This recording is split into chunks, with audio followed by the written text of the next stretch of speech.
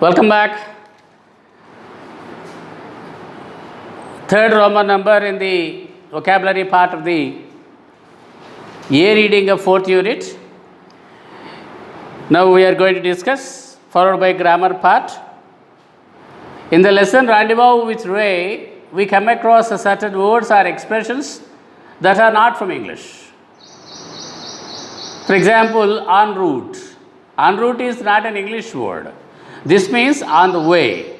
These expressions are taken from languages like Latin, Greek, and Portuguese, and so on.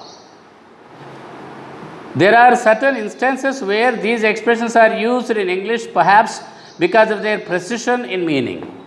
Precision in meaning. Precision means what? Accuracy. Because of their accuracy in meaning, instead of English words or explanations, these Portuguese or French or Latin or Greek expressions we use frequently in English language. Some of them all along with their meanings are given below. Very important exercise, this one also.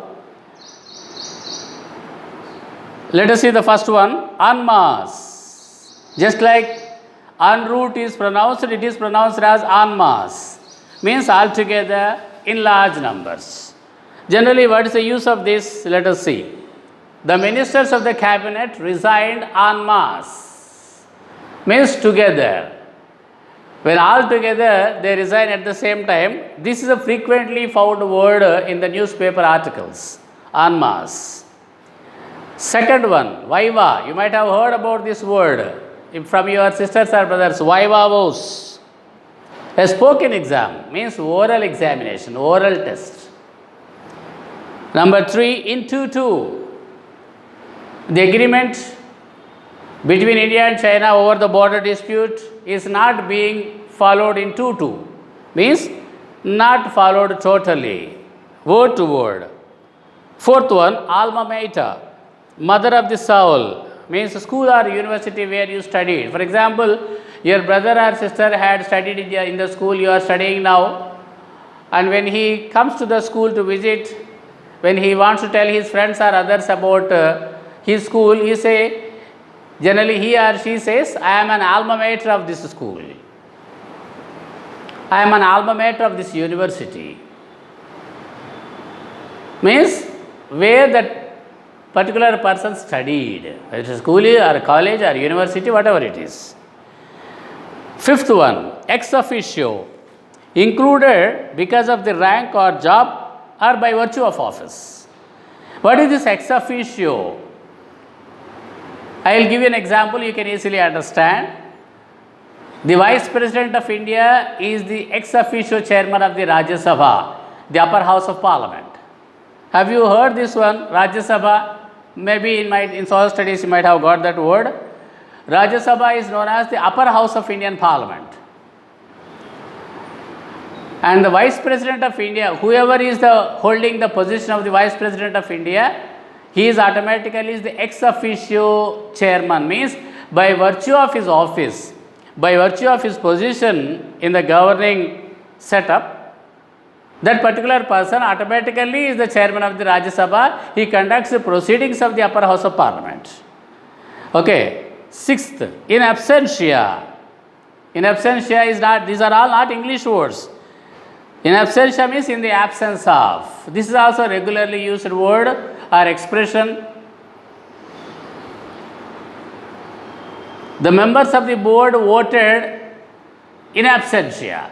Means now without attending, they voted by voice maybe.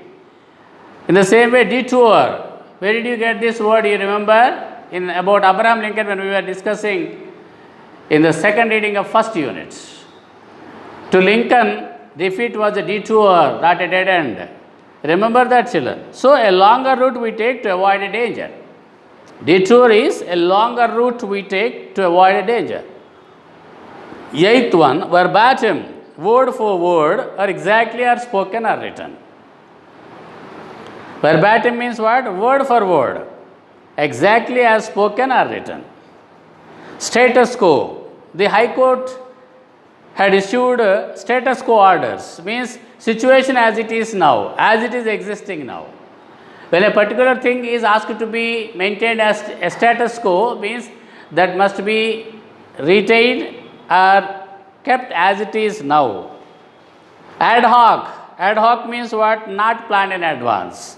The government appointed an ad hoc committee to look into the COVID situation. Not planned in advance, ad hoc committee, suddenly it appoints. Bona fide. I am a bona fide student of so and so school or college or university, like that. You will be asked sometimes to get a bona fide certificate. Genuine or real or legal. Genuine, real or legally standing or legally valid document is known as a bona fide certificate. Lingua franca. This also you got the word in third reading of the first unit. Lingua franca is a link language. What is the lingua franca of India? Hindi. Because it is a link language. Around the country, wherever you go, you can manage with Hindi. Whereas English is the lingua franca of the world itself. 13th one, magnum opus, the greatest work. Mayabazar is considered the magnum opus of Telugu film industry. The greatest work of art is known as magnum opus. 14th one, sine die. This is also regularly used in the newspapers, articles. For example, you will understand if I give the example here. The Lok Sabha adjourned sine die. See the pronunciation there, sine die, not sine die. Don't pronounce it like that.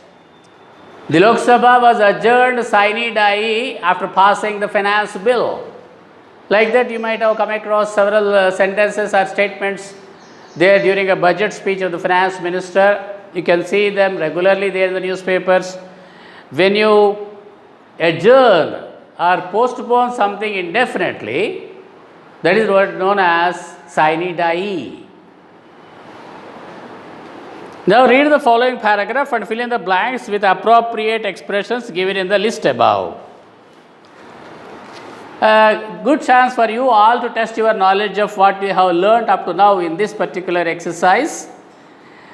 There is a paragraph under the title Children for Films, and some blanks are given there. We have to fill these blanks with the expressions which are given there in the previous part that we discussed, that is Greek, Latin or Portuguese expressions. Let us see what it is all about.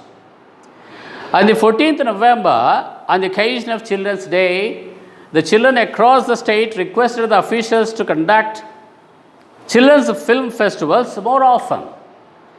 They submitted a memorandum to the secretary to the government in Hyderabad in this regard. The government conceded to the request and came out with a proposal to set up an dash committee to serve the purpose before a permanent body is in place. A temporary committee which is not planned in advance. What is it called? An ad hoc committee. What is it called, children? An ad hoc committee. It was proposed by the government that the committee would be led by a department official as an dash president, ex officio president.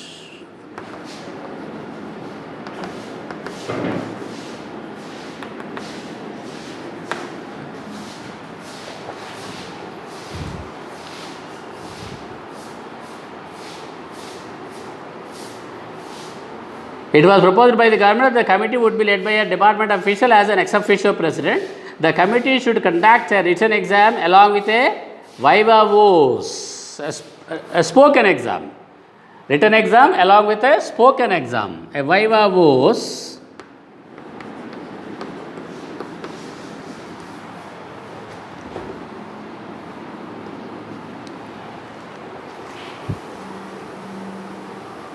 To identify student representatives at mandal, district and state level to strengthen the culture of film festivals among the children. The dash of the students should be verified for such identification. The bona fides of the students. Fourth one is the bona fides of the students.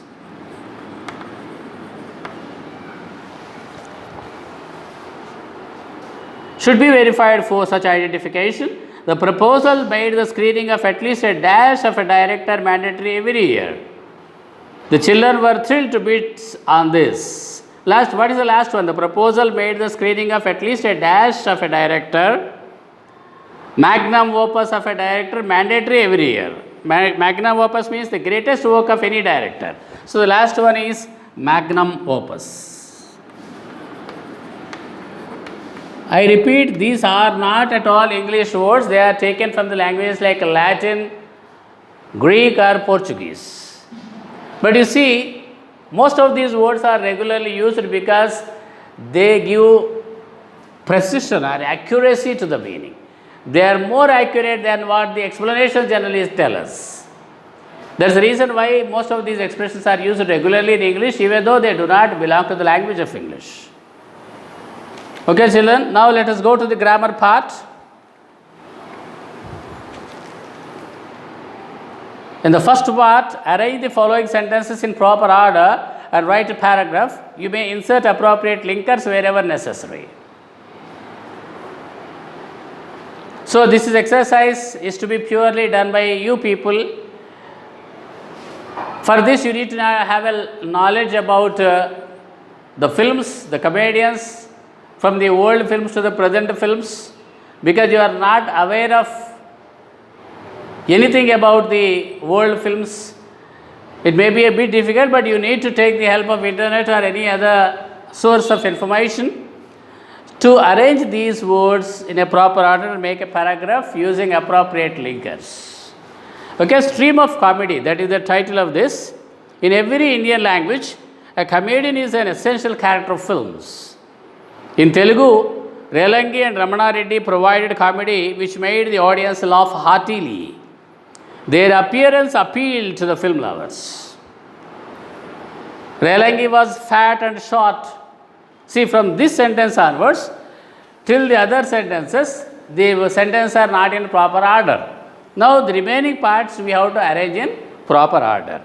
From this particular sentence, Relangi was fat and short. Their accent amused the film lovers. Ramana Reddy was lean and tall. Padmanabham and Allura Malingaya followed their footsteps. His name found place in the Guinness Book of World Records. Rao Gopal Rao's stint as villain cum comedian has been admired by all. Mr. 101 District's Notar Prasad left an indelible mark in the hearts of the audience. Ali and Sunil are comedians. He has a world record. Brahmanandam has had a long career. People have been laughing. Rajababu came later. Sorrows of people are taking a back seat. He amused the people for long. They are also considered heroes. So some of these comedians are also considered as heroes. We all know that Ali and Sunil. Okay.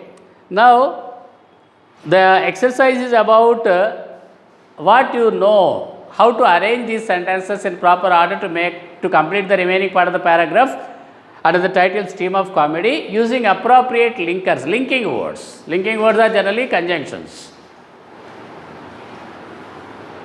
or sometimes adverbs, naturally, like those words. But which kind of linkers are to be used to combine or to join different sentences? I repeat once again that these sentences are not in proper order. You have to first arrange them in proper order, then you start writing a paragraph using the linkers. Okay. If you have any doubts, you can seek the clarifications later. Second one, prepositions following adjectives and verbs. Very important exercise. I would like to remind you once again that once I discussed in the classroom, prepositions or adverbs these two are very typical topics in English grammar. And when a test was conducted for all the engineering graduates some years back, maybe 2-3 years back, only on these two topics, nearly 85% of the students failed to score the required qualified mark. That itself shows how difficult it is.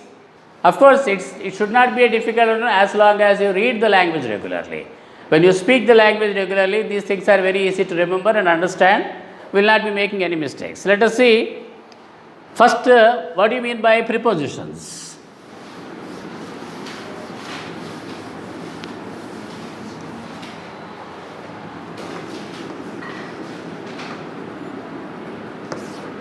Preposition is a word used with a noun or a pronoun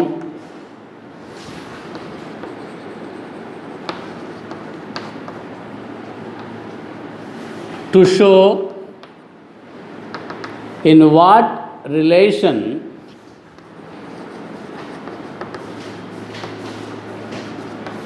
does the word indicated by the noun or the pronoun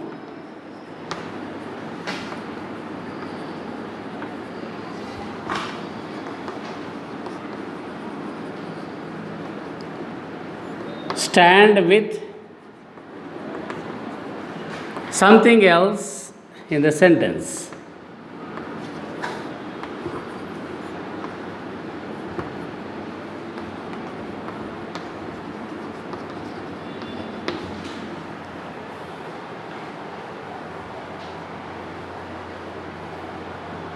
Okay, students, this is the meaning of preposition. In rendezvous with Ray, we come across certain verbs and adjectives followed by prepositions. For example, acquainted with. Robert acquainted himself with Ray's works through Apu trilogy.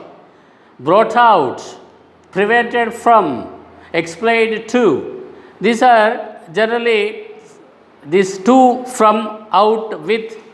All these words are used as prepositions or adverbial particles here. Generally, these words are preceded by verbs or adjectives. You can see that there.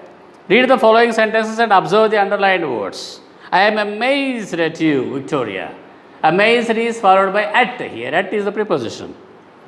Victoria, a precocious girl of 10, was dressed in colors. Of course, these are the sentences taken from the second unit. He is trying to adapt himself to the regrettable occasion. He was very fond of Jimmy. Of. Fond is always followed by of, like that. Adapting oneself to. Adapt to. TO2. I am sure I am sorry for it.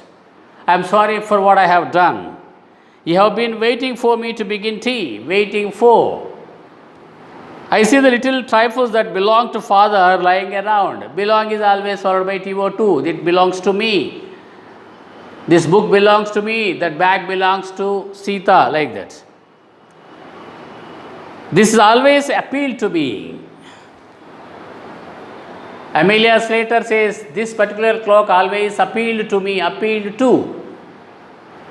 The opposition leader appealed to the government. Like that we come across regularly. These are the prepositions which are generally used, followed or preceded by these words. Sorry. Waiting for, belong to, appeal to, fond of, sorry for. Generally we say sorry for the disturbance, sorry for the interruption, like that. Adapt to, dressed in. He was dressed in his regular uniform, like that. Now in the above sentence, the underlined adjectives and verbs are usually followed by certain prepositions. Now here is a list of adjectives and verbs. Tick the prepositions that follow the adjectives and the verbs. Later use them in sentences of your own. You may use a dictionary for the purpose. Okay, what we have to do in this table, children, page number 111, 111, proud of, like that. He is proud of his achievements. Like that, that particular word you have to tick against in that box. Married to. He was married to a fat woman, like that. Good at. Most of the time we say he is good in English, he is good in mathematics. Not correct. Good at English, good at music, good at math, like that. Okay, like that you have to tick the words.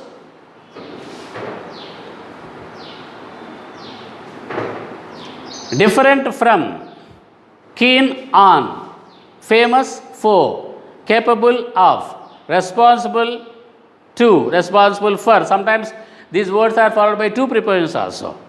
Believe in, shout at, think of, agree with, agree to also, depend on, depend upon, recover from, belong to, apply for. Like this you have to take the words there, the prepositions. The next items will be taken up in the next class, children. Thank you. We will be stopping it here itself.